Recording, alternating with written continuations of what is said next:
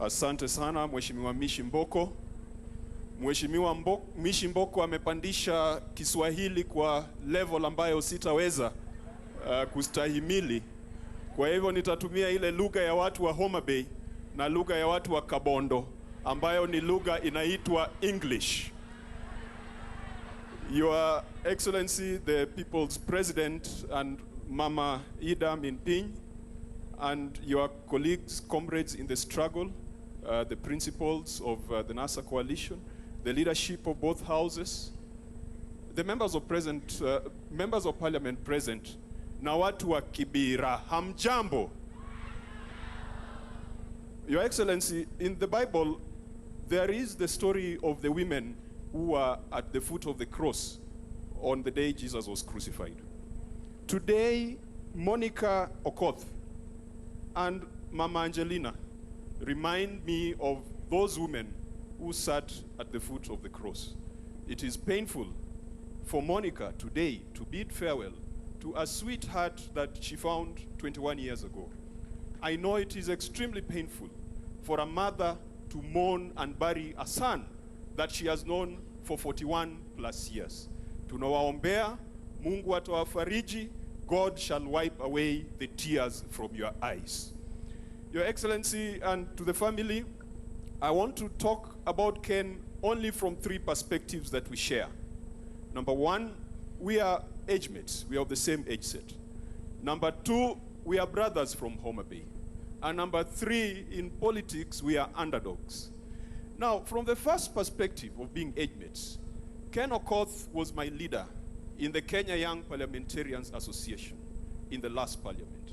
And that time, our chair was the Senator for Nairobi, Johnson Sakaja.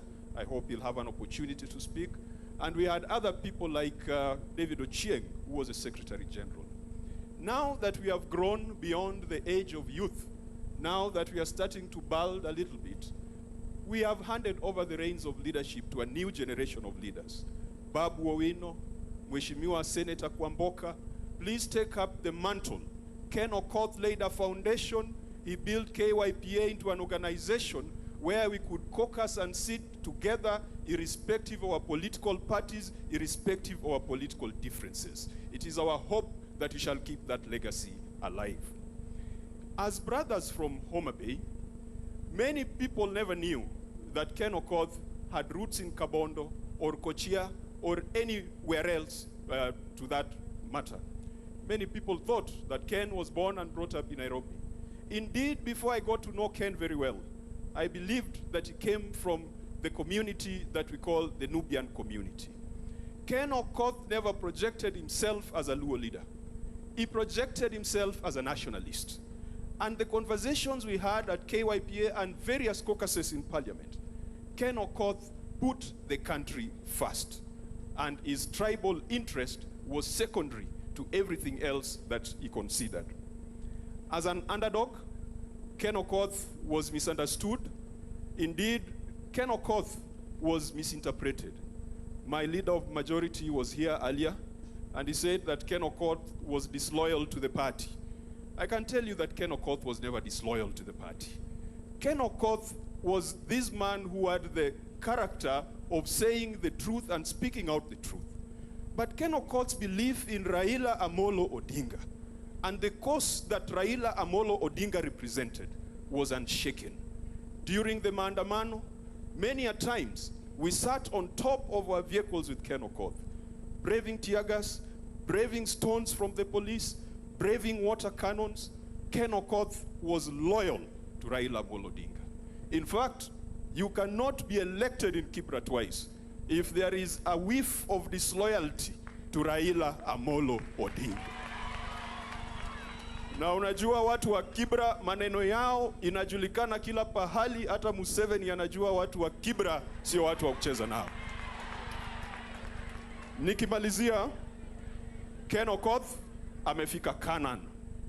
Sisi ambao bado tunatembea, na kwa sababu ya handshake, hata mimi naona Canaan ndio ile pale. Baba ameshikilia mlango, tutaingia ama tutaingia?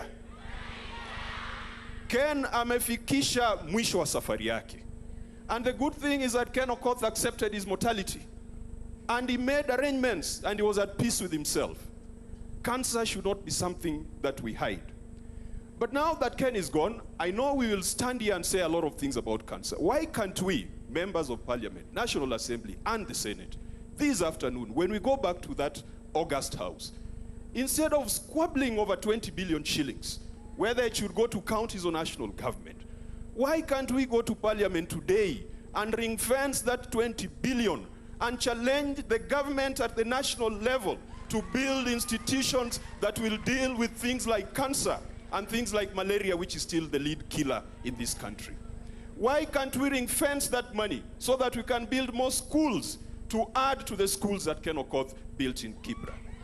Na wakati utamaliza safari hapa duniani, ndio utagundua kwamba hata uwe na shamba ekari ngapi, hata uwe na mamilioni ngapi kwa bank account. Leo Tolstoy aliuliza, how much land does a man need?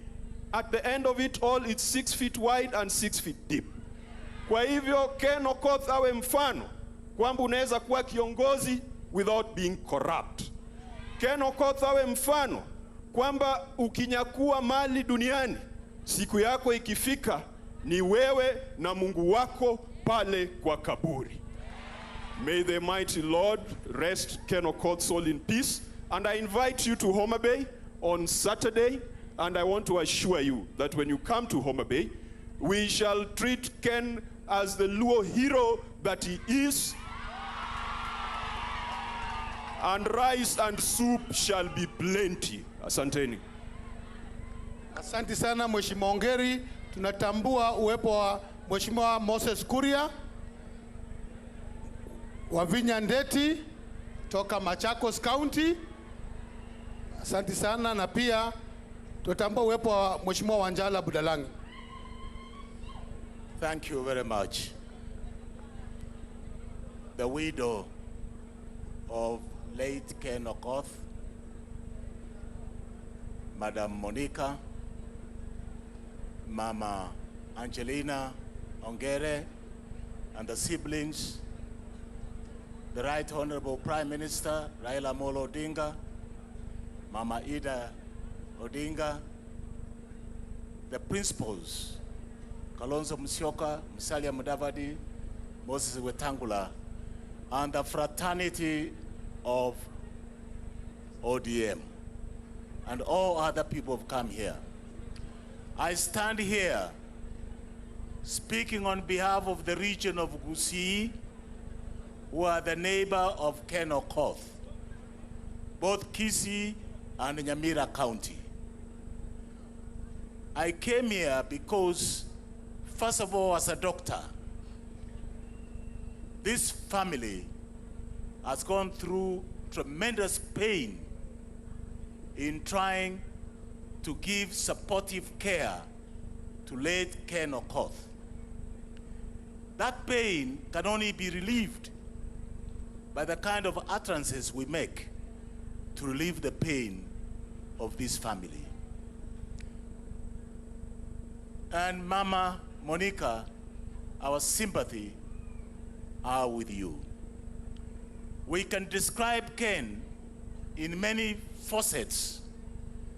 The one that stands out clearly, he was a consummate, or shall I say, an accomplished gentleman. Whether it was academic, he had achieved the highest that you can achieve, to an extent that he was awarded the Magna Cum Laude. In other words, you have reached your highest distinction, and you are able to be recognized by the academic world that you are there. Come at Kibera, at the lowest social strata, Ken became a beacon of hope for everybody, whether high or low, tall or short. He became a point of reference that all of us need to understand and appreciate. So we have lost a patriot, a Kenyan, a consummate leader, and a person who stood for the values of society. My message on cancer. Cancer is a treatable condition. Cancer is preventable. Let's go back.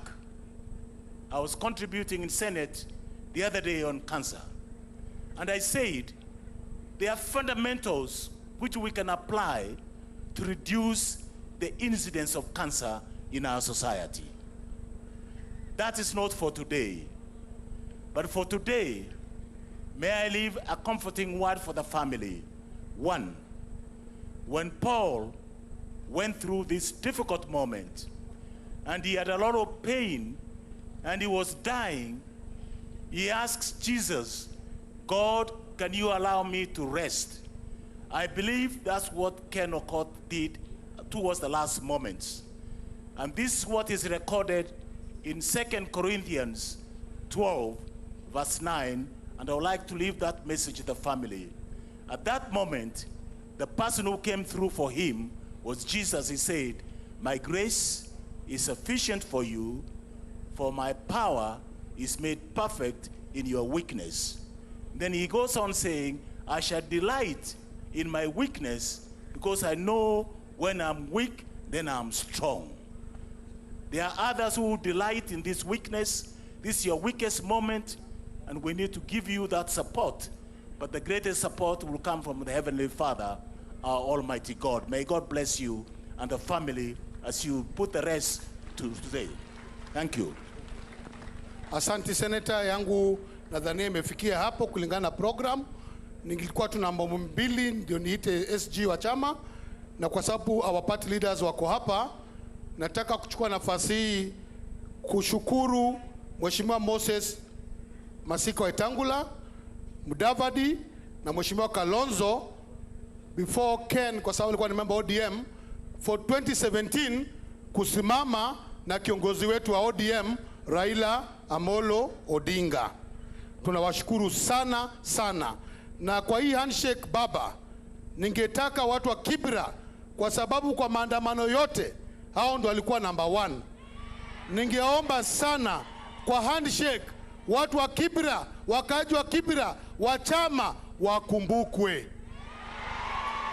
Ya mwisho nataka kusema kama chama cha ODM tunasema kwaheri kwa Ken mheshimiwa, na kwa jamii pole, na tunataka kusema baba tarehe 9 mwezi wa 3 2017 alisema ni handshake. Sisi kama wana ODM ndio muona tutukani baba, alishatuambia ni handshake. From my MCS leadership ya chama tulisema ni handshake. Baba akisema ingine basi ni hivyo, lakini kwa sasa ashasema ni handshake. Tuko kwa handshake. Kwa hivyo viongozi wote wa chama kutoka mashinani, MPs, MCS, tuwe loyal kwa baba, ndio pia ekwe na nguvu ya kuzungumuza kwa hii Kenya. Na wale wanamtukana baba, wale wako kwa mrengo ya tangatanga, waambiwe sisi tumenyamaza tu, wakina baba hatujaongea, na wakiendelea hiyo matusi, sasa hata sisi tutaanza mambo yetu, na mnajua tukianza watatoroka. Mungu awabariki. Asante sana mwenyekiti wa chama chetu wa Nairobi, Mheshimiwa Ladwa. Mheshimiwa Prime Minister ambaye ni kinara wa chama na rais wa wananchi, Mama Aida, viongozi wote ambao wamefika hapa hii leo, kwa mama mjane Monica, Mama Angelina, ndugu yangu Bobby na familia nzima kina Imran, na wakazi wote wa Kibra na wasalimu hamjambo. Hamjambo tena. Vile mmeelezwa, mimi naitwa wakili Edwin Sifuna, na ni jukumu langu kama katibu mkuu wa chama cha ODM kutoa rambirambi zetu kwa ndugu yetu Ken kwa niaba ya chama kizima cha ODM. Mheshimiwa Ladwa tayari amewatambulisha viongozi na kuna mambo mengi ambayo amesema. Mimi nitasema machache tu kuhusu jinsi ambavyo nilimjua Ken. Huyu muungwana ambaye amelala hapa ni mwanasiasa tofauti sana na wanasiasa wengine. Wakati mimi nilipatiwa tikiti ya chama cha ODM kutafuta useneta hapa Nairobi, nilikuwa na muda mdogo sana wa kupiga kampeni. Nilitegemea viongozi wa hapa Nairobi kunijulisha kwa umma ya Nairobi. Huyu ndugu yangu Ken alinishika mkono na alinitembeza hapa Kibra yote kunitambulisha kwa wakazi wa Kibra, akiniombea kura. Ndio ndugu yetu ambaye aliongea kwa niaba ya wanastarehe akisema wakati Ken ako kwa upande wako unajua mambo itakuwa mzuri. Na tulikuwa tunang'ang'ana na ndugu yangu hapa Sakaja, lakini hata yeye anajua hapa Kibra yule alichaguliwa senator ni yule anaongea kwa sasa. Jambo lingine, mumeambiwa kuhusu mipango ya Ken kufanya mambo ya elimu hapa Kibra. Mheshimiwa Raila Odinga, mimi nakuomba tu jambo moja, kwamba jinsi ambavyo ndugu yetu aliweka elimu mbele, ile mipango alikuwa ameanzisha, tafadhali tuhakikishe kwamba mipango hiyo inakamilika. Alikuwa ameanzisha ile Kibra Music Festival na wengi alitualika tuone, mumeona talanta ambazo ziko hapa. Alivyokuwa akisema ukifungua shule unafunga jela. Unapofungua shule na kuwapa hawa watoto wetu nafasi ya kusoma, wanajiondoa katika umaskini. Akasema kwamba wana Kibra wana talanta nyingi, kile ambacho wanataka tu ni nafasi ili wasianguke katika jinamizi la wizi na ujambazi. Na hiyo ndio kitu ambayo sisi tunataka kusukuma kufuatana na matakwa ya Mheshimiwa Ken Okoth. Jambo la mwisho, yeye ameibua mambo mazito hapa Kenya, na Mheshimiwa Gavana ameguzia baadhi ya hayo mambo. Sisi kama chama pia sio waoga, na mimi kama katibu kuzungumzia mambo hainishindi. Tumesema kwamba we want to have an honest conversation about alternative medicine. If it is something that can be done, let it be done.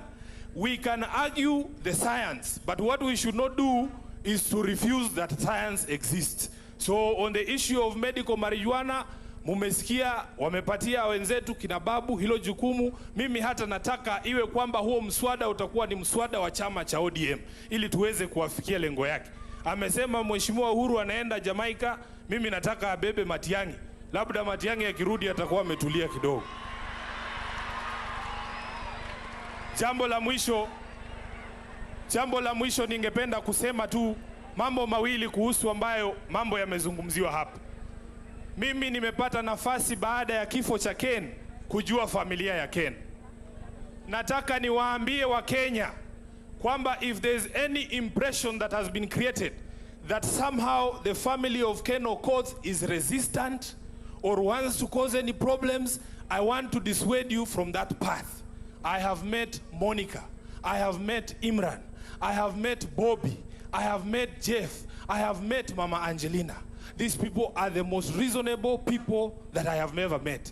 Even in the midst of their grief, there is no issue that has not been discussed. Mheshimiwa Prime Minister, Mama Aida, you can bear me witness that everything, including some of the things that have been mentioned here by Governor Sonko, have been discussed openly by this family. I want to stand on the side of a family here that there is nothing they are running away from, there is nothing they are trying to hide. They have been more than open in discussing all these issues that are here. So msiwe na wasiwasi vile Governor Sonko amesema. Kwa hayo machache nataka kuwashukuru wakazi wa Kibra. Vile mmesikia hapa Aladu akisema Kibira ndio inabeba mzigo wa chama cha ODM. Wakati ambapo Mheshimiwa Raila na ndugu yake mdogo walikuwa wanavurugana, watu ambao walikuwa wanapigwa na kuuawa zaidi ni wakazi wa Kibra. Wakati ambapo Mheshimiwa Raila Odinga alisema kusipigwe kura yoyote wakati wa marudio ya uchaguzi, hapa Kibra 100% hakuna kura ilipigwa hapa. Wakati ambapo tuliingia Uhuru Park kuapisha baba kama rais wa wananchi, watu wa Kibra ndio walikuwa wa kwanza wakitualika kule. Kwa hivyo nataka kusema kwa niaba ya chama cha ODM, asanteni sana watu wa Kibra kwa kila wakati kusimama na chama cha ODM na Mheshimiwa Raila Odinga. Mungu awabariki. Nataka nimkaribishe ndugu yangu Seneta Sakaja na yeye aseme yake, alafu utamkaribisha Mheshimiwa John Mbadi tuendelee na program. Thank you very much.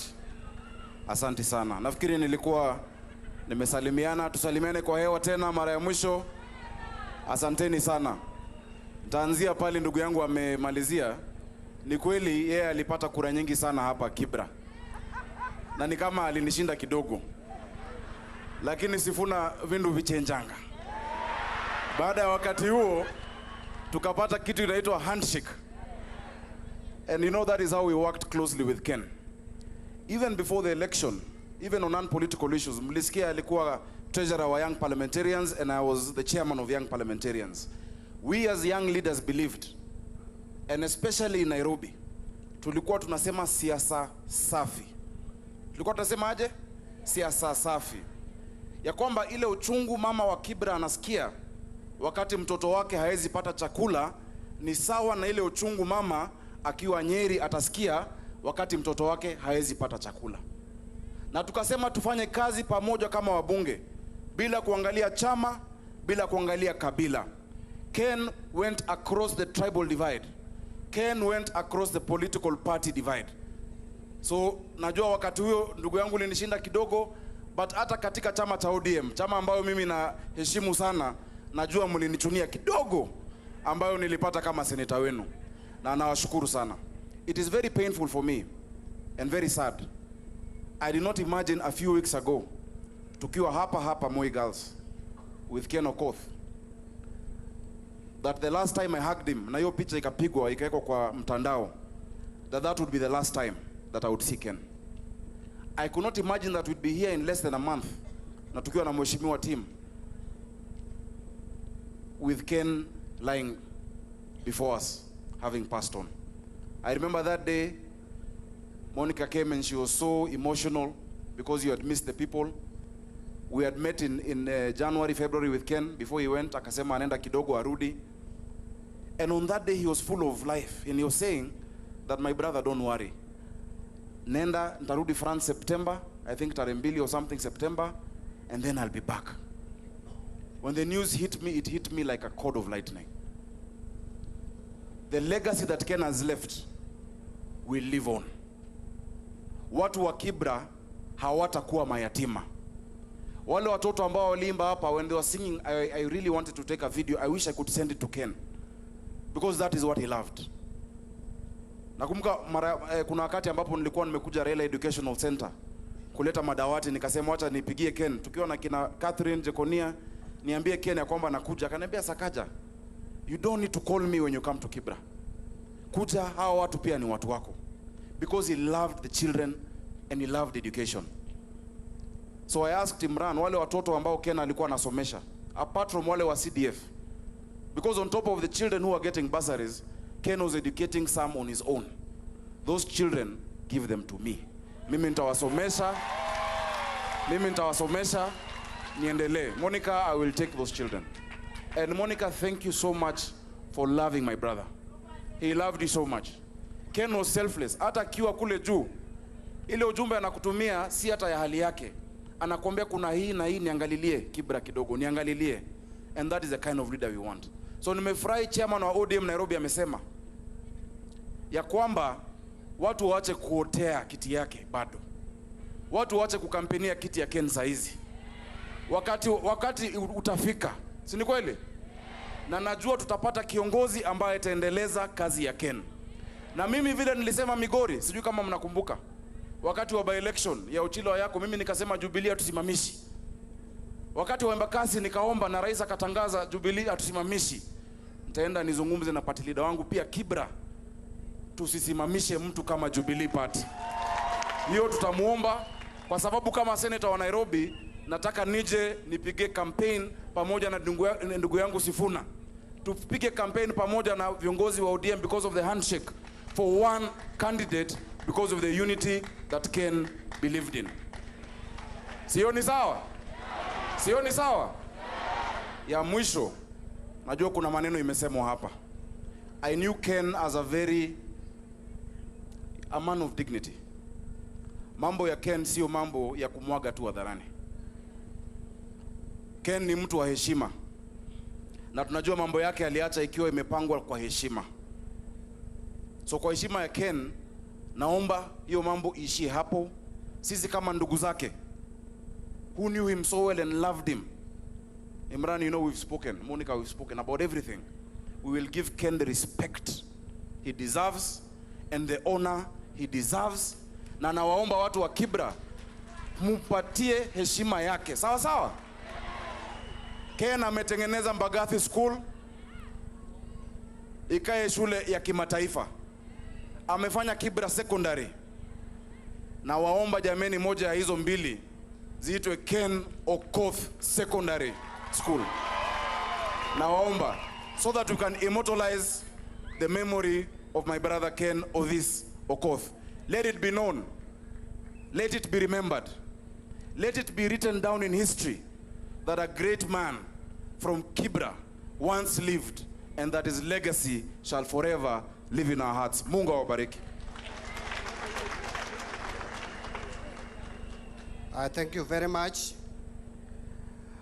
Your Excellency, the Right Honorable Raila Odinga, Prime Minister, the entire political leadership, the church, the Catholic Church, and the leadership of the Catholic Church, the family of our brother, the late Kenneth Okoth, and other friends and relatives who are here this afternoon. I don't have much to say because I think a lot has been said. There is really nothing to add on to what others have spoken about.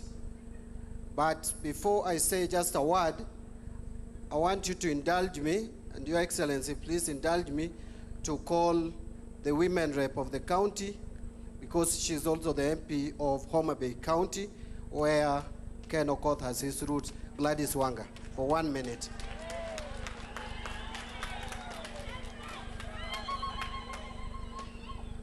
To the family and all protocol observed, Your Excellency Raila Odinga, because time is much spent, I would just like to say that I knew Ken as a brother and a friend. And when Ken was diagnosed, he came to me to say, Gladys, you have walked this path ahead of me. What did you do, or what did you go through? I shared with him, but the biggest thing I told him, like I would tell anybody else, is keep the stress out of your head. And this is the same thing Beth Mugo had told me, that stress can kill before cancer does. So keep the stress out and you will overcome. And I believe strongly that he would. But God has his own purpose and plan for every life. So I would just like to say, go well. Our brother, he was forthright. Nothing about him was mixed. If you went to Parliament to him and asked him, Ken, can you support me on this motion? He would ask you, Gladys, why? And you had to explain. If it didn't add up, he wouldn't support. If it added up, he would. Go well, our brother. Karibuni sana Homa Bay, and God bless you and God bless the family. Thank you very much. Allow me at this juncture to invite the Deputy Speaker, who is also standing in for the Speaker of the National Assembly, the Honorable Moses Cheboy. But as he comes, I want to recognize that Moses Kuria is in the house. Moses Kuria, can you just wave to the crowd? The MP for Gatundu South. Thank you very much, Honorable Mbadi. To the family of Ken Okoth,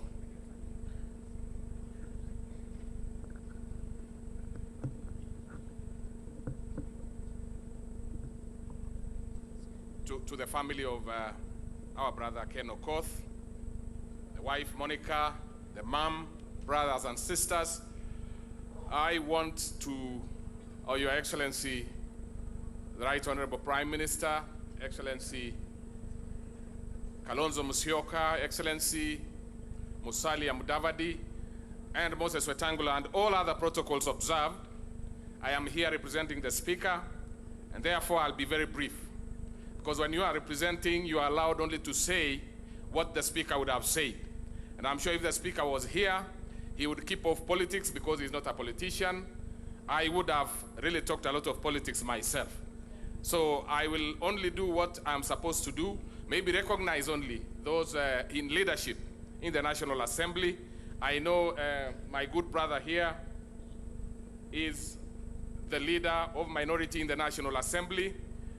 I see also the Deputy Whip of the minority in the National Assembly and the member for Kiminini, not Kimilili as had been earlier said, and other leaders who are here.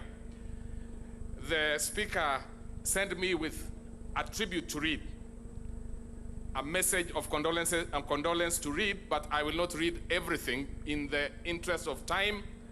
I will only read the first paragraph and the last one so that you can confirm that indeed I had been sent. And then I'll say two things from myself as a friend of our brother Ken. So the Speaker says that it is with great sadness that the 12th Parliament of Kenya has learned of on Friday, 26 July 2019, the passing on of Honorable Ken Odhiambo Okoth, the immediate Member of Parliament for Kibra constituency, after a long battle with cancer. That is the first paragraph, and he goes on, and I will leave the message of condolence to the family, but at the end of the message, he says, on behalf of all members of the National Assembly, the Parliamentary Service Commission, the staff of Parliament, and indeed on his own behalf, I wish to take this opportunity to honor his legacy of servant leadership. We sincerely condole with the family of our late brother, Honorable Ken Odhiambo Okoth, his constituents of Kibra, his friends, and indeed the people of Kenya for the loss of this great legislator at this trying moment. And as a National Assembly, we assure the family of our support during this period of great sorrows. To live in hearts we leave behind is not to die. That's by Thomas Campbell. Honorable Justice B.N. Muturi, EGH MP, Speaker of the National Assembly, and the Chairperson of the Parliamentary Service Commission. And I want to say this, speaking now about the Speaker and the Parliamentary Service Commission, they did whatever they could as the Parliamentary Service Commission to assist our brother when he was in hospital. They actually visited him. The Speaker himself did visit him together with some members of the Parliamentary Service Commission and the Clerk of the National Assembly. So, Honorable mourners, on my own behalf now, and on behalf of the people of Kuresoi North constituency, I came to know Honorable Okoth in the 11th Parliament in 2013 when he was first elected. And at that time, I happened to live in an estate where Honorable Okoth represented. I have since moved, but until then, he was my, since 2013 to around 2017, he therefore was my Member of Parliament in Nairobi. And in Bunge, other than this 12th Parliament, I have been running a parallel assembly. And this assembly, I ran very faithfully in the 9th Parliament, and my deputy then was Honorable Orwa Ojode. I was the Speaker, and he was my deputy. In the 10th Parliament, of course, I lost, and it is an advice which I ended up giving Honorable Okoth before last election. In the 11th Parliament, I reclaimed that particular position, but this particular time in the 11th Parliament, I refused to appoint a deputy, because when I left in the 10th Parliament, Honorable Ojode assumed my position. In the 12th Parliament, I assumed the position of a substantive deputy speaker, so I lost that particular position. The thing I used to do in that particular small parliament was to make sure that I'd advise particularly the young members of parliament on how to behave, how to be. And at the end of every parliament, I would tell them whether they have a chance of reclaiming their seat or they don't. And the one who made me so confused was Honorable Ken Okoth. Because on the one hand, I thought he was not going to reclaim his seat. But on the other hand, because I knew he was a fine gentleman, ambaye tulikuwa tunamuita mzungu. Na tulimuita mzungu kwa sababu ya mambo matatu. Ya kwanza, Kiingereza chake ilikuwa kama ya mzungu. Ya pili, alikuwa ameoa mzungu. Na ya tatu, alikuwa mjaluo, na hawa wajaluo huwa wanakaa kama wazungu. So, akakuwa ni mzungu. Nikamwambia, ukiwa umeketi hapo, angalia, kwanza fanyia kazi watu wako. Hiyo ni ya maana sana. Ya pili, pia angalia vile siasa ya kwako inakaa na ukae karibu na hapo. I knew for sure he had to be extremely loyal to his party to survive in Kibra. And I advised him as much, because on many occasions he would speak and speak his mind. But I told him, you should speak your mind, yes, but also make sure that you are in good terms with your party leadership. Because myself in the 9th Parliament, I was not very faithful to my party leaders, including Honorable Odinga, Honorable Musalia, and others. And that cost me my seat, and I went home for 5 years. In 2012, I was also not extremely faithful, and I almost remained at home. So I've learned to be faithful to my party as a politician, now not as a speaker. So I told Honorable Okoth, please, wewe umefanya kazi, umejenga shule, lakini pia kuwa mzuri kwa chama chako. And in Parliament up to now, I believe that's the correct principle, that you make sure you take care and you be faithful to your party. Whichever party it is, even if you are an independent member, be faithful to your independence. So hiyo tu ndio nilimwambia Ken Okoth, huyu mzungu wetu ambaye amepumzika leo, and he was a gentleman. Nikimalizia, kwa sababu nilisikia hapa wale walizungumza hapo mbele kwamba kuna mswada kulikuwa kule bunge. Uzuri ya bunge ni kwamba tunakubali miswada yoyote ambayo inafuata katiba na taratibu ya bunge ambayo tunaita standing orders. So whenever any motion bill is brought before us, we will follow it, and we will make sure that we transact it without fear or favor, and as neutral and as faithful to the constitution as possible. So kwa hiyo ambayo imesemekana, hati ni ndugu yetu Babu Awino na yule mwingine Jagwa ambaye wataleta, had I consulted the speaker, I am sure he would have told me, why don't they look for someone else? Because Honorable Babu Awino and that gentleman Jagwa, you know how bad on vijana, wanaweza kuwa wanataka kuleta hiyo muswada na watake kufanya practicals kabla muswada yenyewe iletwe kule. So lazima tujue, kwa sababu kuna hata siku walikuwa wameng'ang'ania kushikana mashati kwa sababu ya mambo kadhaa. So tafadhali mkifikiria wale wajumbe wako hapa, mnaweza kututafutia aladwa, muangalie ni mwingine ambaye amekomaa kidogo, ndio atukuja atueleze sisi ambaye tumekomaa ni kwa sababu gani mambo haya yanaletwa. Lakini tunashukuru na tunasema asante. Mungu awapoeshe mioyo yenu. Asante sana, and thank you, and God bless you. Asante. Thank you very much, the Deputy Speaker. We still have our leaders have not condoled with the family and friends and relatives of Ken, and therefore I don't want to take much time. In fact, I want to just say 2 or so words about Ken, because people have spoken a lot about him.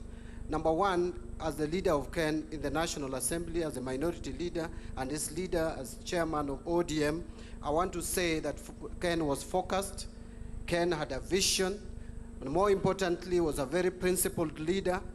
But besides that, he was also very loyal to the party. In fact, I want to confirm, without any fear of contradiction, that Ken was very loyal to ODM party. He served the party with dedication. He served the party without questioning. But I know some people, when they see leaders who are principled, they think the next thing that those leaders need to do is to be disloyal to the party. If you have chosen to be in a party, if you have chosen to be in a group, you must go and abide by the rules of that group and the rules of the party. And Ken was loyal and faithful to the fault to our party, ODM. I don't want to say much, because really we expect again to speak in Homa Bay on Saturday. And therefore, I don't want to take more time. I want to invite other leaders. And I will start with the leader of Ford Kenya, our brother Moses Wetangula. Karibu, ndugu.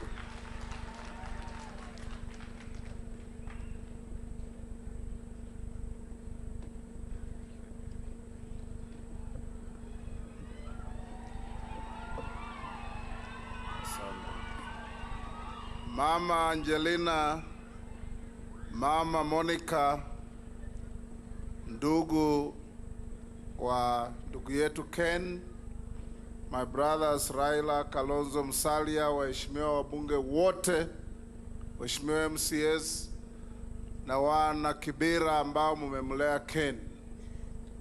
Tumekuja hapa siku ya leo kuomboleza kifo cha shujaa. Ken was a distinguished young legislator. Ken was an extremely respectful person, a very well-behaved person. Sijawahi kuona Ken akitukanana na mtu. Ken alikuwa na heshima ya ajabu. Wakati alikuwa mgonjwa, mimi nilimtembelea kule Ufaransa, na nilikutana na yeye na bibi yake. Tulikuwa na balozi wetu wakati huo, Professor Godi, ambaye pia ameaga. Tulisungumuza na Ken, and you could see this is a man with a great will. Alijua ana ugonjwa ambayo tiba ni shida, aliuelewa, lakini roho yake ilikuwa kufanyia watu wa Kibira kazi. So the Kibira people, you've lost probably more than anybody else apart from the family. Chama cha ODM, our partner party, we bring you condolences for losing your member in Nairobi. Mimi na chama cha Ford Kenya, rambirambi zetu kwa watu wa Kibira ni kuwaomba muendelee kusimama pamoja, kuendelea kubeba heshima ya Ken na kuendelea kuwa waaminifu kwa taifa letu. Ken alisimamia umoja wa nchi, na tunasimama hapa kusema inclusivity, unity and progress for our country is not an option for anybody. Tutembee pamoja, tuipe familia yake heshima anayostahili, na tunaomba Mola amweke mahali pema peponi. As we move to the future, the greatest legacy we can craft for Ken is to maintain the unity of our people. Fare thee well, Ken, till we meet again. Thank you. Thank you very much. Before I call the next speaker, just allow me, because I forgot to say that I was appointed as the chair of the Burial Committee of Parliament, and I want to thank Parliament so much for all that the Parliament has done to the family and towards the last journey of Ken Okoth. Let me take this opportunity now to invite the Honorable Wycliffe Musalia Mudavadi to come and condole also with the family.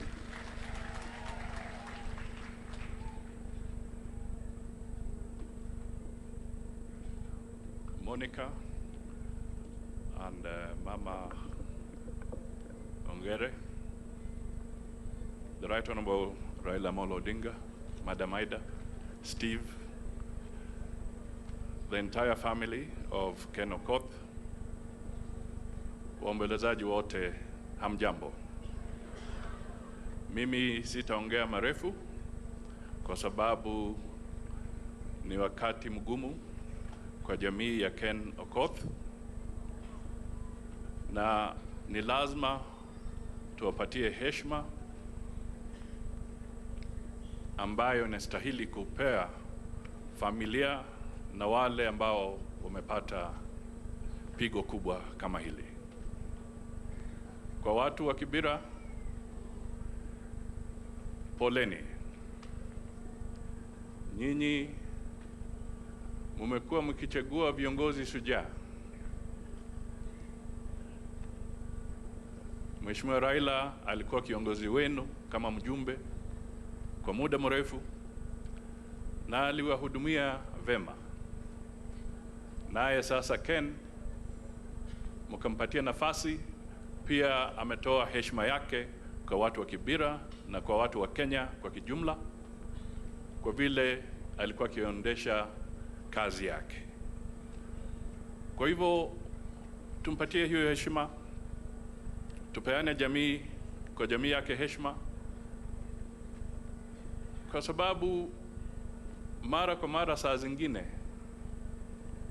tukiwa pahali watu wamefiliwa, sisi wanasiasa huchukua mkondo ambao haueleweki, mkondo ambao tunasahau kwamba pia hawa ni binadamu na wanaumia kwa kiroho, na heshima ambayo tunaweza peana ni kuacha siasa zetu kule nje na tupeane heshima kwa wale wamefiliwa.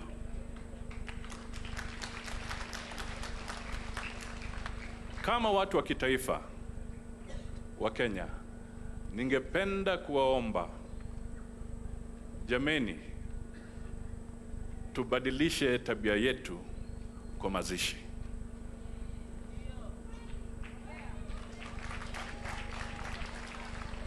Kama Wakenya, kama watu wana utu, tubadilishe tabia zetu wakati wa mazishi.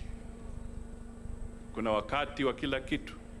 Kuna wakati wa kupiga siasa kule nje, lakini hapa tusijaribu kamwe kuonyesha umaarufu wetu mbele ya watu ambao wamefiliwa. Haya ni makosa mbele ya jamii, mbele ya kanisa na hata mbele ya Mwenyezi Mungu.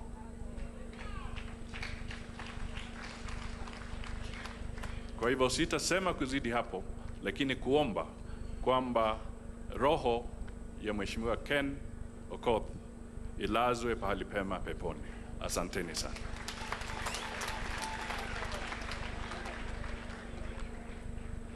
Thank you very much, Mheshimiwa Musalia Mudavadi. Richard Tongi is in the house. Mheshimiwa, just salimia watu. Asante sana. Let me now take this opportunity to invite the former Vice President, Stephen Kalonzo Musyoka, to come and condole with the family.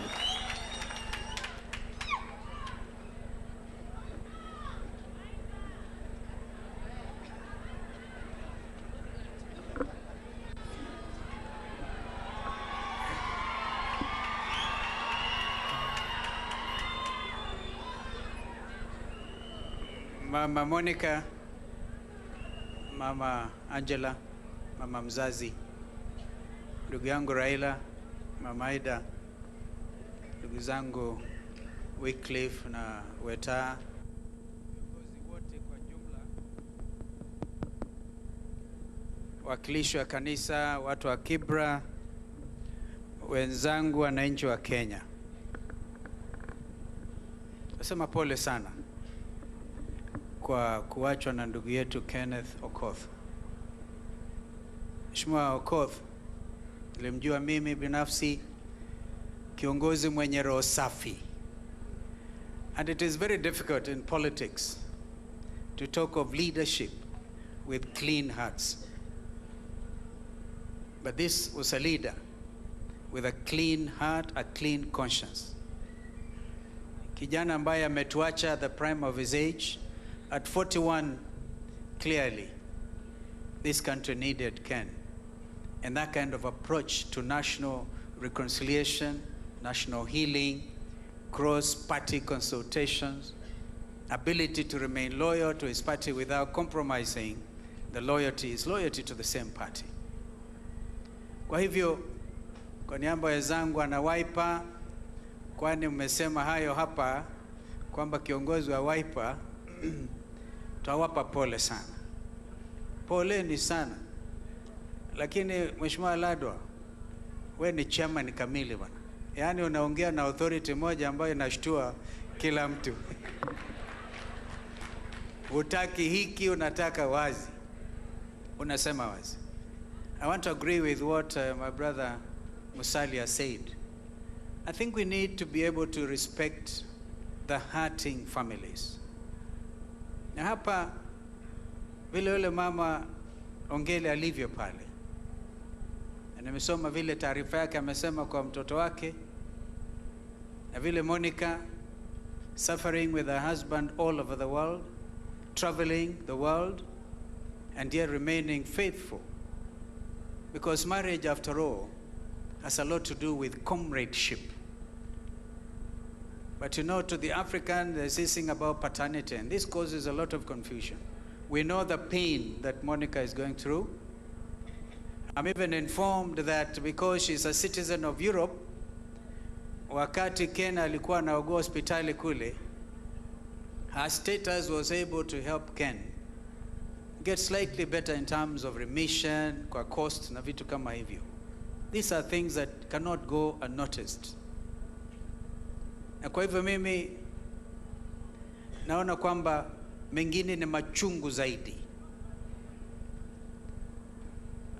Kenyans may not know that I'm now a certified mediator. I know my brother Raila has tried to mediate in this family situation, and he briefed us. And thank you for what you have tried to do to bring this family together. And in fact, maybe there are no issues. Actually, the issues are, as Mheshimiwa Sifuna has put it, nothing extraordinary, nothing, absolutely.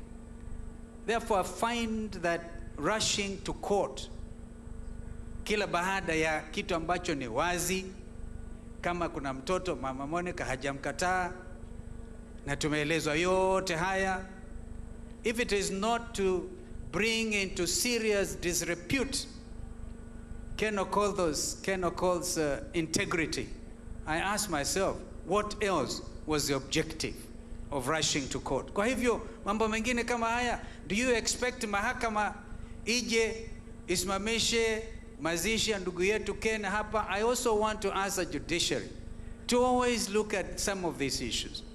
Try arbitration. Hata Chief Justice Maraga mwenyewe is very clear on these issues. Yaani mnataka sisi tusije tukamzika ndugu yetu Ken Okoth kwa mambo ambayo yamepelekwa mahakamani. Mimi nasema nakataa. This is improper. It can be negotiated. Ndugu yangu Raila, sort it out. Kama kuna watu ambao wanaumia, and he has tried to do it, waleteni pamoja. Hapana kukimbia kotini, this court order, nothing shall happen. If anybody thinks I'm talking in disobedience or in breach of a court order, waambie mimi kama wakili have not been served. So I have authority to speak. I have authority to speak. And so some of these things, jameni, kwa heshima ya Ken, tuyaweke pamoja. I also heard Governor Sonko akisema amewaambia wasiende kotini. Nimesikia kila mtu akiongea same language here.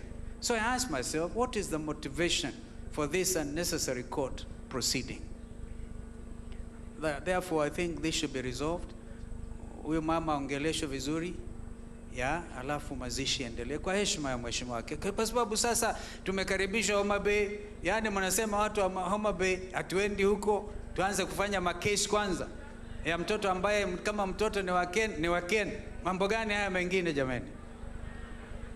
Therefore, I want to say, may the gracious Lord, because he's a gentleman, really, look at the networking, international networking for the people of Kibera, the benefit of the people of Kibera.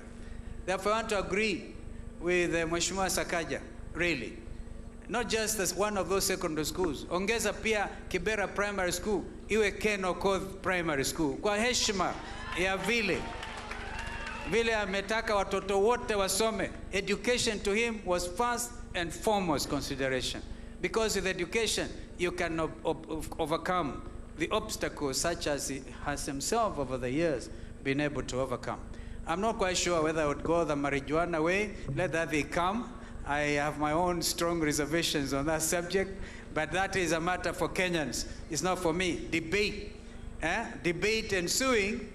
First, second reading. I may not be there, but I'll send my WAPA members to make our position clearly known. Mungu ailaze roho yake mahali pema ambapo yeye mwenyewe amejitengenezea. Asanteni. Thank you very much. A special request from the church that once we are done, please wait for the church to do the last prayer. Let us not leave until the church does the last prayer. Let me take this opportunity now to invite Mama Ida Odinga to also come and condole with the family. Karibu, Mama.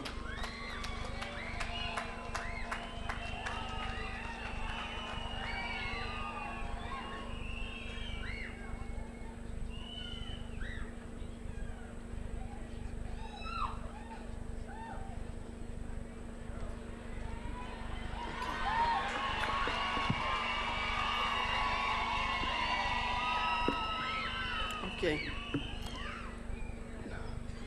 To Mama Angeline,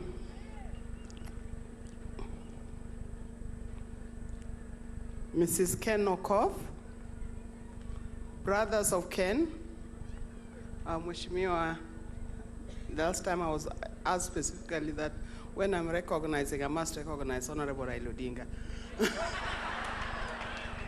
So let me recognize you. Brother Kalonzo, Brother Musalia, na Brother Weta, na wote ambao wako hapa, hamjambo. Today, we've come here to mourn a great man, a great son of Kenya, a great son of Kibra, and a great son of all the mothers who have children like Ken Okoth. I want to talk specifically to Mama Ken, Mamake Ken, Mamake Mzazi.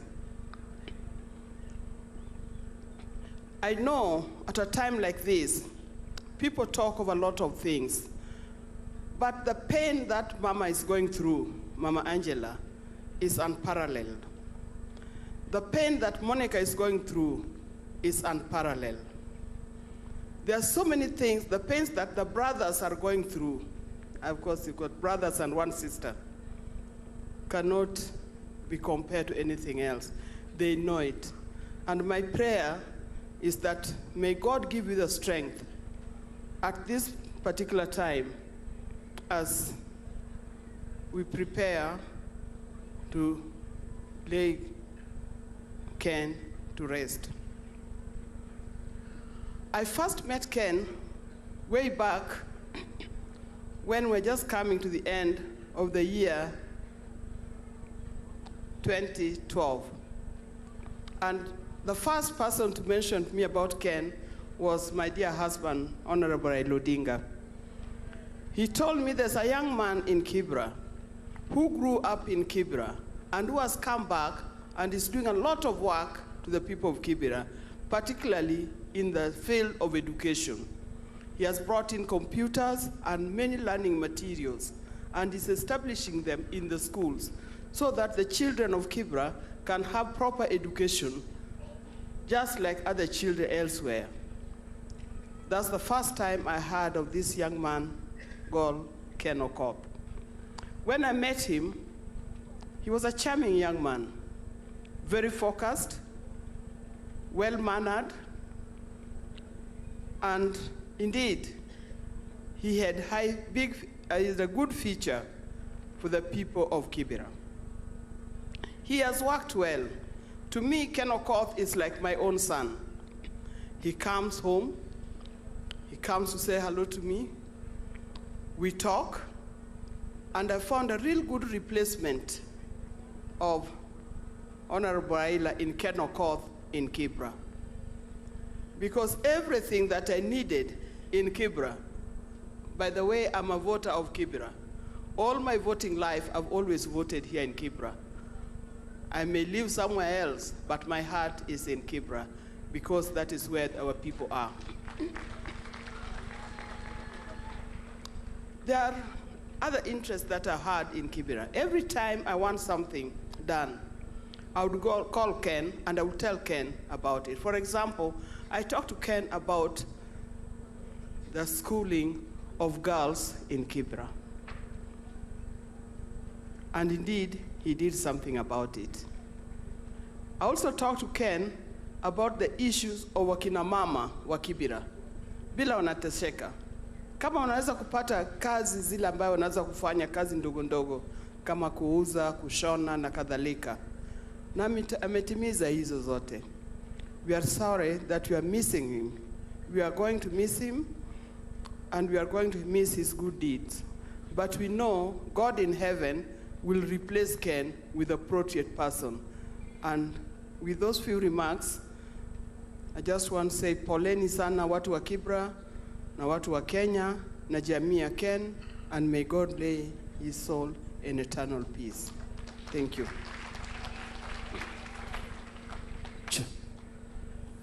Thank you, Mama. Fellow mourners, we all know that Ken, before he became a member of parliament, he succeeded a great leader